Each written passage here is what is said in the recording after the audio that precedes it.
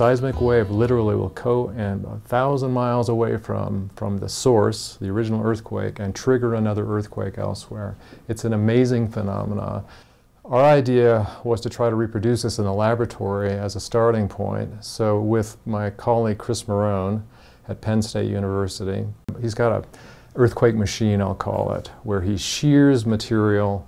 It looks like a small fault. It produces earthquakes in the laboratory.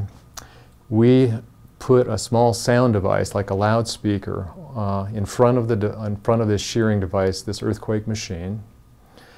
We pulsed the sound waves into the device through the air, and we triggered an earthquake. We couldn't believe it.